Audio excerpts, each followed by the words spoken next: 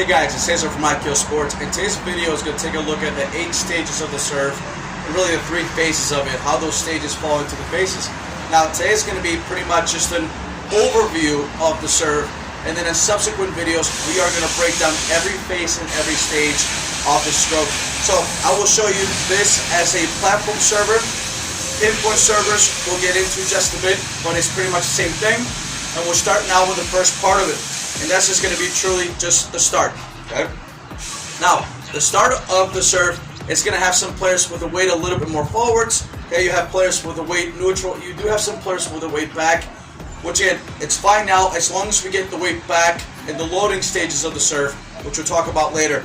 So on this one, the window of acceptance is pretty broad. You can have the racket down, you can have the racket up. Some players will start actually with the ball here. They start here, they start here.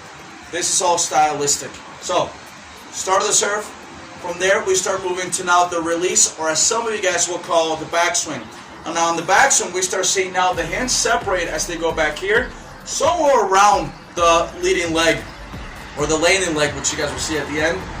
From here, okay, we start seeing as my tossing arm goes up, this hand, my dominant hand, my racket hand, stays down as I start getting into my loading phase. So we have some asynchronizing of both the left and the right arm, the tossing arm and the racket arm.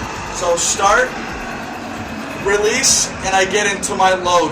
Now the load, some of you guys will call it trophy position, is a great term. The loading aspect of it is going to require 2 things. One of them, of course, is the upper body, having now the arm close to 90 degrees here, somewhere there, and the tossing arm all the way up here really extending. That's the first aspect of it.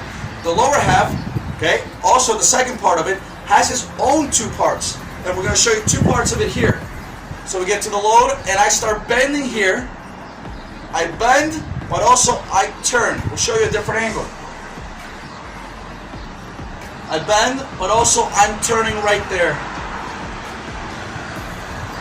This allows the weight now to go towards the posterior chain to really load up off the glute, off the hamstring, and you really start using the huge muscle groups to make sure you start storing energy for later on to release it. Okay, so again, release, we move up to, start, release, we move up to the loading phase. From there now we start seeing arguably the most important part of the serve, besides of course contact. Contact's always the most important part, as that's really going to determine where the ball's going to go. The other parts help out, but contact's always number 1. So from here we get to the load, and then we start our cocking phase where our racket is going to start coming all the way down here. You guys have all heard it before from coaches. I used to use this term quite a bit when I was a younger coach, in the sense of scratching the back, okay, which we don't want to stop there, we want to continue. But we want to make sure we get that racket tip as low as we can towards here. Okay, and you're going to see actually some players will get it right at the glute, some players will get as low as all the way down by the middle of the hamstring as they load, and then from there we start now moving into our acceleration phase. So that's truly our preparation phase with the start, release, load, and the cocking stage of the serve. Now as we get through acceleration, so now we're in the cocking stage here, and we start now going up towards the ball. We start accelerating. All the energy we build up, we start accelerating towards the ball until contact. Okay, contact. I've seen one of our videos when it comes to throwing and serving. Contact's going to happen through this plane right here, and as you see, my chest is not facing you guys. My chest is facing more sideways. I made contact here. And then from there, I start really getting to my deceleration phase, and that's where now I hit.